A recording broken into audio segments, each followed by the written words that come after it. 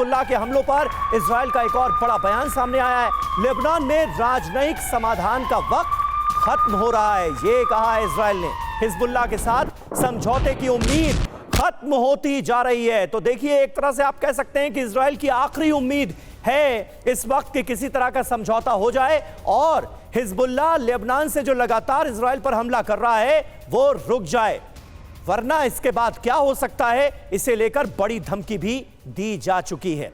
एक और अहम खबर है, हिजबुल्लाह ने इजरायली नेवी बेस पर हमले किए। इजरायली नेवी बेस के करीब रोश हानिक्रा में ये हमले हुए हैं। आईडीएफ ने हिजबुल्लाह के रॉकेट को इंटरसेप्ट किया है। हिजबुल्लाह ने इजरायली नेवी बेस के करीब 18 रॉकेट दागे हैं। सीधे सीधे जंग का ऐलान इसे माना जा रहा है और यही वजह है कि इजराइल की तरफ से आखिरी धमकी दी गई है, चेतावनी दी गई है कि अपने कदम आगे ना बढ़ाए इजराइल की तरफ हिजबुल्लाह, वरना इसका अंजाम नसरल्लाह की मौत होगी।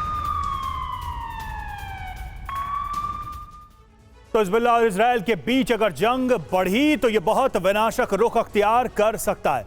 हिजबुल्लाह के पास विध्वंसक हथियारों का जखीरा है। हिजबुल्लाह के पास 1.5 लाख मिसाइलें हैं, रॉकेट 5 लाख के करीब हैं और लड़ाकों की तादाद 3 लाख के करीब है। हिजबुल्लाह के पास जो मिसाइलें हैं उनमें फज्र 3 मिसाइल है जिसकी रेंज 40 किलोमीटर है, राड 3 मिसाइल है जिसकी रेंज 50 किलोमीटर है, खैबर 1 मिसाइल की रेंज की बात करें 100 किलोमीटर तक इसकी मारक क्षमता है, और जलजल फर्स्ट मिसाइल भी है जिसकी रेंज 160 किलोमीटर है और 300 किलोमीटर रेंज वाली फतह मिसाइल है। 110 किलोमीटर से इजराइल के कई शहर टारगेट कर सकता है, जबकि स्कड मिसाइल की रेंज 700 किलोमीटर तक है। यानी कि इजराइल की सीमा उसके जद में है, उनके मिसाइलों के जद में। समीर, सवाल यही है कि ये तमाम हथियार, ये जो जखीरा है हिजबुल्लाह के पास, ये अपने आप में काफी है इजराइल को परेशान करने के लिए? बिल्कुल, और यही वजह है कि इजराइल एक आखिरी मौका अभी भी छोड़ता हुआ नजर आ रहा है। कैप्टन श्याम, किस तरह से आप देखते हैं इस पूरी स्थिति को, क्योंकि हमास के साथ खड़ा है हिजबुल्लाह और हिजबुल्लाह के साथ खड़ा है ईरान। अगर हिजबुल्लाह के साथ लेबनान की जमीन से डायरेक्ट जंग शुरू होती है तो ये तो इजराइल के लिए भी बहुत बड़ी मुसीबत के तौर पर इसे देखा जाएगा। कैसे सामना करेगा इजराइल?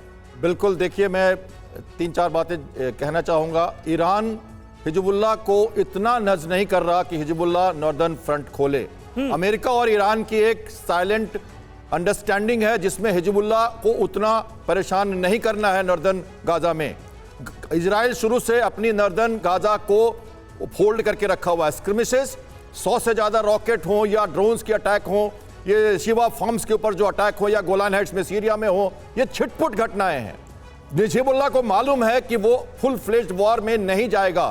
लेबनान की इकोनॉमिक स्टेट जो हमारी वॉर जर्नल्स की रिपोर्टिंग है उसके हिसाब से बहुत खराब है, और वो उनके जो अथॉरिटी हैं वो ये कह रहे हैं कि ये वन वे अटैक है। हम UN 2006 चार्टर का सम्मान करते हैं। इजराइल हमारे यहाँ अटैक कर रहा है, हमारे फॉर्म्स को तबाह कर रहा है, हमारे घरों को तबाह कर रहा है, हमारे CCTV छोड़ा रहा है। इतने ज्यादा खतरनाक हथियार और लॉन्ग रेंज मिसाइलें लेबनान के पास, हिजबुल्लाह के पास मौजूद हैं कि वो इजराइल को बर्बाद कर सकते हैं। ये डर भी तो कहीं ना कहीं इजराइल को होगा जरूर, जिसकी वजह से एक आखिरी मौका दिया जा रहा है कि हिजबुल्लाह बस अब रुक जाए।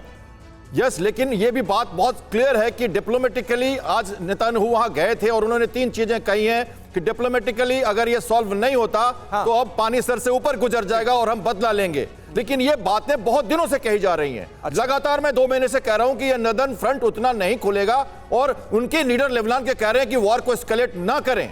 वो चाहते हैं ना करें, इजराइल भी चाहता है ना करें, तो नहीं हो रहा है। इतना तो मानना पड़ेगा कि उस टेंशन के ब्लिंक पे सभी देश मौजूद है जहां से कोई कभी भी रुख अख्तियार कर सकता है। जो इजराइल कह रहा है शायद वो भी अपने टारगेट्स को हिट करने के लिए आगे बढ़ जाए, क्योंकि इजराइल ने ऐसा करके दिखाया है हाल के दिनों में ईरान के कमांडर को मार करके।